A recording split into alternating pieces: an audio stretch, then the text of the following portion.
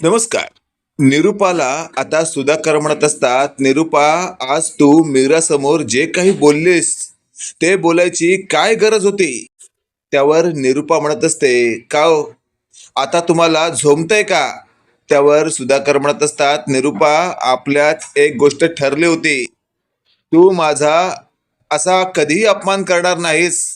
त्यावर मात्र निरुपा म्हणत असते, लक्षात आहे माझ्या, नाईलाज झालाय माझा, नाहीतर मी तुमचा असा अपमान कधी करीन का? त्या मीराची एवढी साथ द्यायची गरज काय तुम्हाला? आणि लक्षात ठेवा, जर त्या बाईला या घरात आणण्याचा विचार देखील मनात आणलात ना, तर मात्र मी तुमची काय अवस्था करीन ना, तुम्ही स्वप्नात सुद्धा विचार करू शकत नाही. त्यावर निरुपाला सुधाकर म्हणत असतात, निरुपा, या घरात तू आहेस, मी कशाला आणीन तिला? त्यावर निरुपा म्हणत असते, कशाला आणीन तिला? मनात तुमचा विचार जरी आला ना, तर लक्षात ठेवा, हो त्याचं नव्हतं करून टाकेन. त्यावर सुधाकर म्हणत असतात, निरुपा, निरुपा, आधी शांत हो. पण आज तू जे काही बोललीस ना मीराला, ते मला अजिबात आवडलेलं नाहीये. त्यावर निरुपा म्हणत असते, आता काय करणार तुम्ही हो? बोलून गेले तर तुम्ही आता माझे कान धरणार का? शिक्षा करणार का? त्यावर मात्र आता सुधाकरना थेट निरुपा अवगत अवघं बोलत असते आणि सुधाकर मात्र गप गुमान ऐकत असतात. तेवढ्यात मीरा तिथे आलेली असते. मीरा म्हणत असते, बाबा, बाईसाहेब ज्या पद्धतीने तुमचा अपमान करतायत ना, ते मला देखील सहन होत नाहीये. त्यावर निरुपा म्हणत असते, मीरा, जास्त उचापत्या करू नकोस, तू तुझ्या लायकीत राहा. त्यावर मात्र आता सुधाकर म्हणत असतात, ए निरुपा, या पोरीशी अशा प्रकारे बोलायची काय गरज आहे तुला? त्यावर निरुपा म्हणत असते, तुम्हाला तिचा इतका पुळका काय येतो? स्वतःच्या बाबतीत विचार करा. अजूनही तुमच्या एक गोष्ट लक्षात राहिलेली नाहीये वाटतं. हे घर माझ्या वडिलांचं आहे. माझ्या मनात आलं ना, तर आता तुम्हाला देखील इथून बाहेर काढू शकते मी.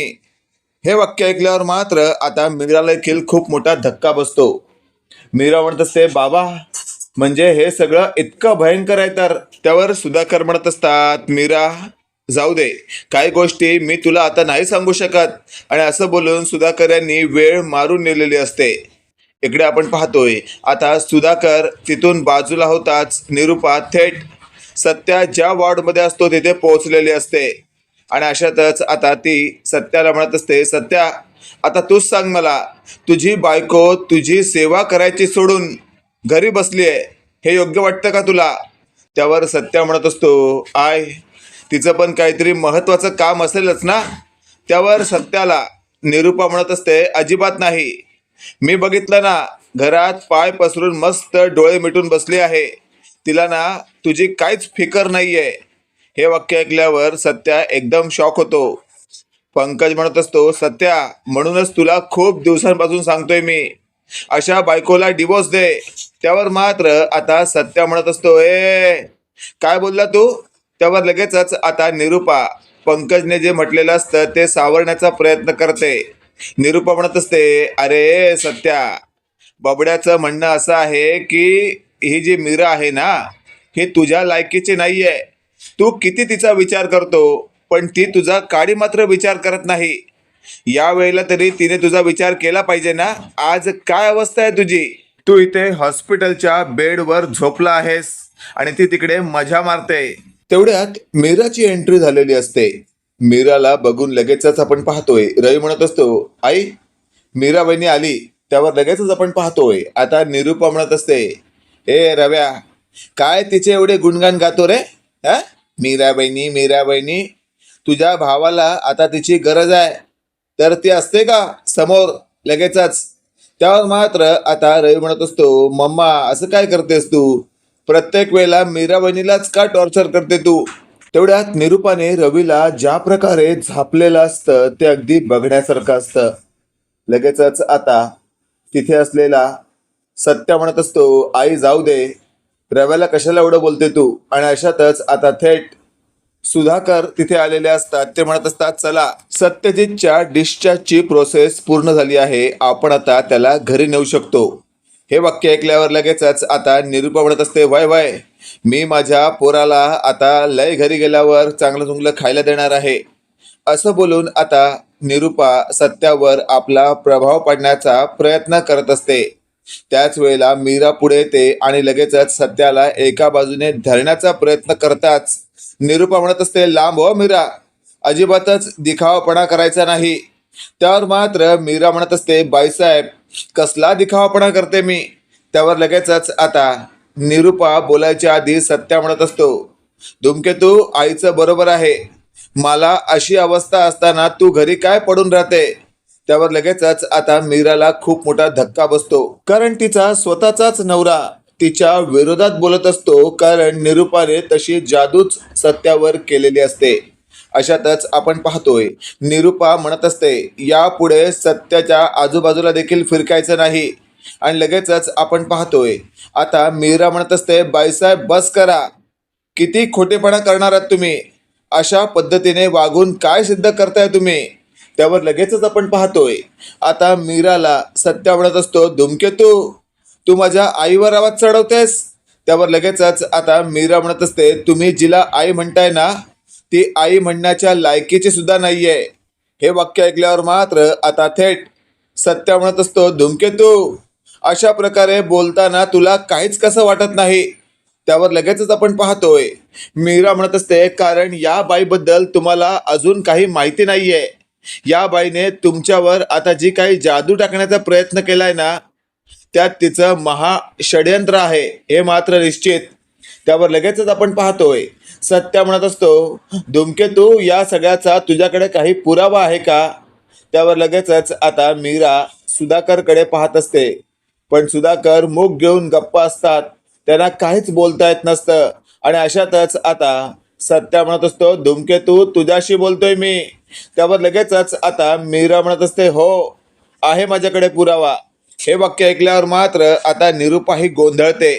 ती मनातल्या मनात बोलते, या धूमकेतूकडे माझ्या विरोधातला कोणता पुरावा असणार आहे. आणि अशातच आता थेट मीराने रियाला म्हटलेलं असतं, रिया, तुझ्याकडे तो व्हिडिओ असेलच ना. त्यावर लगेचच आता रिया म्हणत असते, मीरा वहिनी, कोणता व्हिडिओ ग. त्यावर मीरा म्हणत असते, ज्यामध्ये बाईसाहेब यांच्याबद्दल अभद्र बोलतानाचा व्हिडिओ. हे वाक्य ऐकल्यावर मात्र आता निरूपा चांगलीच हादरते. ती स्वतःशी बोलत असते, म्हणजे या रियाने माझा व्हिडिओ रेकॉर्ड केला की काय, आणि जर केला असाल तर माझी वाटच लागेल. अशातच आता निरूपा म्हणत असते, ए रिया, राहायचंय ना रवी बरोबर तुला कायमचं या घरात, का जायचंय बाहेर. त्यावर लगेचच आपण पाहतोय मीरा म्हणत असते, बाईसाहेब, उगाच रियाला कसलीही धमकी देऊ नका. आणि तुम्हाला चांगलंच माहिती आहे रिया कोणाच्याही धमकीला घाबरत नाही. त्यावर लगेचच आपण पाहतोय आता रिया म्हणत असते, मीरा वहिनी, नको काळजी करूस तू. आज मॉमना काहीही बोलू दे, पण त्यांचा तो व्हिडिओ सत्या दादाला मी दाखवणारच. आणि अशातच आता रियाने तो व्हिडिओ प्ले केलेला असतो. त्या व्हिडिओमध्ये स्पष्ट असं ऐकायला येत असतं की जो सत्या आहे ना, सत्या, त्याला मी माझ्या पायाजवळच ठेवणार आहे. मी त्याची खरी आई नाही आहे, आणि नाही तो माझा खरा मुलगा. पण कसं आहे, त्याला कुत्र्यासारखं वागवणार आणि असंच दाखवणार की माझं त्याच्यावर भरपूर प्रेम आहे. म्हणजे कसं, त्याच्याकडनं एन टायमाला काम काढून घ्यायला मोकळे मी. आजही तो या सगळ्या जर प्रॉब्लेम मधून बाहेर नसता आला तरी मला काहीच फरक पडला नसता. त्यावर लगेचच आपण पाहतोय थेट आता रिया म्हणत असते, मॉम, काय मग, कसा वाटला तुमचाच व्हिडिओ सगळ्यांसमोर ऐकण्यासाठी. त्यावर रियाला आता मीरा थेट म्हणत असते, रिया, तो व्हिडिओ मलाही पाठवून ठेव, नाहीतर या ज्या आहेत ना बाईसाहेब, तुझा मोबाईल घेऊन आत्ताच फोडून टाकतील. त्यावर रिया म्हणत असते, मीरा बहिणी, मी स्मार्ट आहे, मी आधीच तो व्हिडिओ 4 ठिकाणी पाठवून ठेवला आहे. मॉम कोणाकोणाचा मोबाईल फोडणार. आणि अशातच आता रवी म्हणत असतो, रिया, काय चाललंय तुझं आणि मीरा बहिणीचं. आणि अशातच रियाने मीराला असं म्हटलेलं असतं, मीरा बहिणी, तुझ्या रवी भाऊजींना सांग, त्यांच्याही मोबाईलवर तो व्हिडिओ पाठवलाय. आणि लगेचच रवी तो व्हिडिओ पाहतो आणि त्याला खूप मोठा धक्का बसतो. लगेचच आता रवीने तो व्हिडिओ सत्याला सुद्धा दाखवलेला असतो. सत्या म्हणत असतो, ए निरूपा, काय आहे का हे सगळं. मी स्वप्न तर पाहत नाहीये ना. माझी निरूपा आई बनली होती आणि अचानक आईपासून परत निरूपा बनते की काय. त्यावर लगेचच आता निरूपा म्हणत असते, सत्या, या तुझ्या बायकोवर विश्वास ठेवू नको. ही तुझी बायको ना मला तुझ्यापासून तोडण्याचा प्रयत्न करत आहे. बघ, आजकालच्या जमान्यामध्ये कुछ पण पॉसिबल आहे. कोणत्याही प्रकारचा व्हिडिओ माणूस समोर व्यक्ती नसतानाही बनवून घेऊ शकतो. अगदी त्याचप्रमाणे हिने कोणाला तरी 500-400 रुपये दिले असतील आणि माझा हा व्हिडिओ बनवून घेतला असेल. त्यावर मात्र सत्या म्हणत असतो, तू मला एक सांग, हा व्हिडिओ खोटा आहे ना? जर तू बोललीस हा व्हिडिओ खोटा आहे, तर मात्र मी हा व्हिडिओ खोटाच समजणार. त्यावर लगेचच आता निरूपा मीराकडे भोवया उंचावून दाखवत असते आणि म्हणत असते, बघ बघ, तुझा बावट नवरा अजूनही माझ्यावर विश्वास ठेवतोय. आणि अशातच आता सत्या थेट म्हणत असतो, अगं आई, तू का टेन्शन घेतेस? असल्या प्रकारचे व्हिडिओ खोटेच असतात. आणि अशातच आपण पाहतोय सत्याला घेऊन आता निरूपा थेट आपल्या घरी आलेली असते. घरात बाकी सगळे खुश, पण रिया, मीरा आणि रवी मात्र कन्फ्यूज असतात की काहीतरी दाल में कुछ काला आहे. आणि अशातच आपण पाहतोय दाल में कुछ काला म्हणत मीराने रवीला असं म्हटलेलं असतं, रवी भाऊजी बघा, तुम्ही सुद्धा विचार करा, तुमच्या या मम्माचा चेहरा तुमच्या समोर आलाय. काय म्हणाल्या त्या? हा सत्या मेला तरी चालेल, मग माझ्या समोर आणि माझ्या नवऱ्यासमोर खोटं नाटं फक्त असं दाखवायचं की माझा खूप जीव आहे. काय चाललंय हे सगळं? म्हणजे माझ्या नवऱ्याचा फक्त पैसा हवाय का? हे वाक्य ऐकल्यावर मात्र आता निरूपा म्हणत असते, ए मीरा, काय बोललीस तू ग? एक गोष्ट लक्षात ठेव, असल्या प्रकारची भाषा मी खपवून घेणार नाही हा. त्यावर मीरा म्हणत असते, काय काय करणार आहात तुम्ही? आणि अशातच रिया देखील आता मीराच्या बाजूने होते आणि म्हणत असते, मॉम, एक गोष्ट लक्षात ठेवा, तुम्हाला असं वाटत असेल की मीरा वहिनी बरोबर कोणी नाहीये, तर चुकताय तुम्ही. मीरा वहिनी बरोबर मी आहे, मी. हे वाक्य ऐकल्यावर मात्र आता निरूपा म्हणत असते, गपगप चुटके, तुला काय वाटलं? तू तिच्या बरोबर असशील तर मी तिच्याशी फाईट करणं सोडेन का? अजिबात नाही. आता तर या मीराला दाखवूनच देणार आहे काय अवस्था आहे तिच्या घरामध्ये. आणि अशातच आता निरूपा म्हणत असते, सत्या, सत्या, मला एक सांग, तुझा माझ्यावर विश्वास आहे की नाही? त्यावर मात्र सत्या चांगलाच कन्फ्यूज झालेला असतो, त्याला नेमकं काय बोलावं सुचत नसतं. आणि अशातच आता निरूपा म्हणत असते, अच्छा, म्हणजे आता तुझं तुझ्या आईवर प्रेम नाही तर? त्यावर सत्या म्हणत असतो, आई, असं काय नाहीये. त्यावर मात्र आता मीरा म्हणत असते, अहो, नका भुलू हिच्या थापांना, एक नंबरची खोटारडी बाई आहे. अजून तुम्हाला एक व्हिडिओ दाखवते, तो पाहिल्यानंतर तुम्ही निश्चितच हिला तोंडावर झापाल. त्यावर मात्र आता निरूपाने एकही शब्द उच्चारलेला नसताना मीराने तो व्हिडिओ सत्याला दाखवायला सुरुवात केलेली असते. सत्या तो व्हिडिओ पाहतो आणि लगेचच बोलू लागतो, निरूपा, काय आहे हे सगळं? म्हणजे आतापर्यंत तू माझ्याशी फक्त नाटकं करत होतेस आणि माझा जो ॲक्सिडेंट घडवण्यात आला त्यात तुझा आणि या बबड्याचा देखील हात आहे. त्यावर मात्र निरूपा म्हणत असते, सत्या, हे सगळं खोटं आहे हा, विश्वास ठेवू नको. हे सगळं या मीराने घडवून आणलंय. त्यावर मात्र सत्या म्हणत असतो, माझी बायको मीरा कोणत्या थराला जाईल ना, हे माहिती आहे मला, आणि तिच्यापेक्षा जास्त थराला तू गेलीस निरूपा. त्यावर मात्र आता निरूपा लगेचच बोलू लागते, सत्या, तू माझा एकेरी उल्लेख करणं कधी कमी करणार आहेस? अरे आय हाय मी तुझी. त्यावर लगेचच आता आजी म्हणत असते, नाही सत्या, ही तुझी आई नाही तर ही तुझी दुश्मनच आहे. तुझ्या वाटेला आलेलं सुख तिला पाहवतच नाही. आता बघ, परवापर्यंत पंकजला लाथाडत होती ना, पण तू हॉस्पिटलात असताना या पंकजशी गोड गोड बोलत होती, काळजी करू नकोस बबड्या, त्या सत्याला या घरात जरी आपण आणलं तरी त्याला लंगडात ठेवू, त्याला आपल्या पायाशी कुत्र्यासारखं बांधून ठेवू. हे सगळं ऐकल्यावर आता निरूपा म्हणत असते, सासूबाई, अहो काय बोलताय तुम्ही? हे तुमचा नातवाला तुम्ही नको ते सांगताय. त्यावर मात्र आता आजी म्हणत असते, निरूपा गप्पा बस, आधीच तुला बऱ्याच वेळा झापण्याचा प्रयत्न केला, त्यातनं काही शिकशील असं वाटलं, पण नाही. स्वतः मात्र माती खायची आणि दुसऱ्यांना देखील अशा प्रकारे त्रास द्यायचा, कधीच शांत राहणार आहेस तू? त्यावर मात्र आता निरूपा म्हणत असते, यात माझी काय चूक नाहीये, चूक तुमच्या मुलाची आहे. त्याने माझ्याशी लग्न करून मला फसवलंय. त्यावर सुधाकर म्हणत असतात, निरुपा गप्प बस, मी तुला कोणत्याच प्रकारे कधीच फसवलं नाही. म्हणत असशील सत्याच्या बाबतीत तर तोही निर्णय तुझाच होता आणि तूच घेतलेला निर्णय तुला आज महागात पडत आहे. त्यावर लगेचच आपण पाहतोय मीरा म्हणत असते, बाबा असा कोणता निर्णय घेतला होता तुम्ही, कळेल का आम्हाला? त्यावर लगेचच आता निरुपा म्हणत असते, काय करायचंय का तुला? प्रत्येक गोष्टीत कशाला नाक खुपसतेस तू? आणि अशातच आपण पाहतोय आता निरुपाला थेट सुधाकर म्हणत असतात, खुपसू दे, तिने नाक खुपसलं तर तुला काय प्रॉब्लेम आहे? तिला सुद्धा कळलं पाहिजे तिची सासू कशी आहे. त्यावर लगेचच आपण पाहतोय मीरा म्हणत असते, बाबा चुकताय तुम्ही, माझी सासू निरुपा नसून तर वेगळीच कोणतरी आहे. हे वाक्य ऐकल्यावर सुधाकर म्हणत असतात, मीरा अगदी बरोबर बोललीस तू, ही निरुपा तुझी सासू नाहीच आहे आणि निरुपाचा मुलगा सत्या नाहीये, तर सत्यजितची आई दुसरेच कोणीतरी आहे.